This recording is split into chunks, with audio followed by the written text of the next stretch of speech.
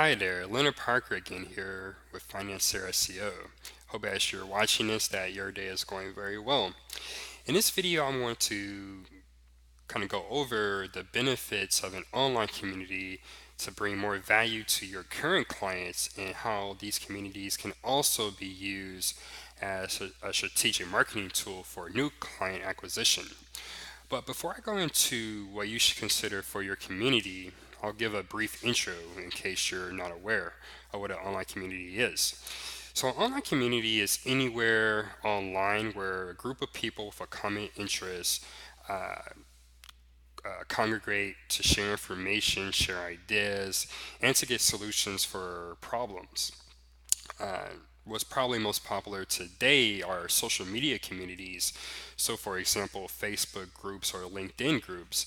However, traditionally, an online community can be a forum, an email group, or email distribution list, or even a comment section on blog posts and news articles. These all really foster that community feel.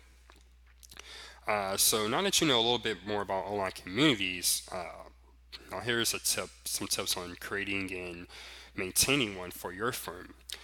First off, you want to create your online community where your target audience congregates. So let's say, for example, you're really targeting uh, the younger demographic. So maybe post college, first job, first few years on a job, really individuals who are really stepping on their own for the first time and building their wealth. Well, Facebook or Twitter would probably be the best bet there. More so Facebook because it does have a group option where you can create Facebook groups tailored around a specific topic. But let's say, for example, on the other hand, if your firm you really offer services and you're really targeting business owners, LinkedIn would probably be your best bet. So really understand where your target audience congregates online, and make sure that you understand that website, understand the platform, and make sure that you are best using the platform to add value to your community members. So now that you create your community on whichever platform you choose, you want to make sure that you inject your company's culture into that community. So basically, the idea here is if there's a community member who's never spoken with anyone on your team, hasn't visited your office, but they are part of your community, they can get a feel for if they were to decide to do business with you in the future, what would it be like? Does your office have more of a laid back approach? Are you more hands on? Definitely, you want to inject that type of whatever that culture is into your community. As you might imagine, these online communities, if they are successful, they can take on a life of their own. And many times they can take on their own culture. Some examples online include Reddit, where Reddit people in different subreddits they are very particular, specific about what type of content is voted up versus voted down. So just consider that as your community grows larger, it's a great idea to have someone on your team dedicated to managing putting some time in managing it for 10 to 15 minutes a day, if not more. So that's the first point. You want to make sure you inject culture. As with the second point, you want to make sure that you're measuring your ROI for your community. So, and there's a different ways to do this. And ROI, that's something that you should be measuring for any marketing technique. So, what type of social engagement are you getting from your community? Are people participating? If they are, what type of participation are they involved with? Are they sharing your different posts? Are they liking your posts? Are they commenting?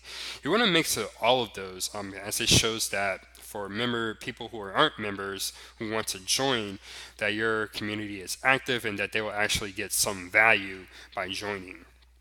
And you can even look at this from a from a sales perspective. Is your community adding anything to your firm's bottom line? Are people joining your community then contacting your office to learn more about the financial services that you offer? Those are all different things that you want to measure with your online community. The third point, you want to emphasize transparency within your community. You don't want you any communication that you have online. You want to make sure that it's genuine. So just as you would talk with someone in person, you want to have that same type of rapport when sending people messages online. It's just people can easily spy if something is not genuine. If you do get negative feedback, whether it's someone doesn't agree with a investment strategy that you introduce, or if two of your community members don't agree with each other, unless it's straight out offensive, you don't want to filter out that type of discussion. Just because it's your community doesn't mean that someone might not have negative feedback. So in the best case for these situations, you want to make sure that you respond promptly and show that you do care and that you do address the issue. Fourth, you want to encourage your community engagement with valuable insights. So uh, valuable insights, they can be very helpful. They can lead to innovation. They can change individuals, their whole financial planning strategy for them and their family. So you want to create discussions, forums, and content that really get people talking and engaged. And this is really where your community members are going to get the full value of being part of that community. Because remember, the whole idea of a community, just as in person, is to communicate, to engage. And when you do start off those discussions, that dialogue with insightful topics, it really can, the community can take on legs of its own. Next, speaking on value, you always want to prioritize adding value to your clients. Just as you would with the services that you offer clients, you want to add value to your community members.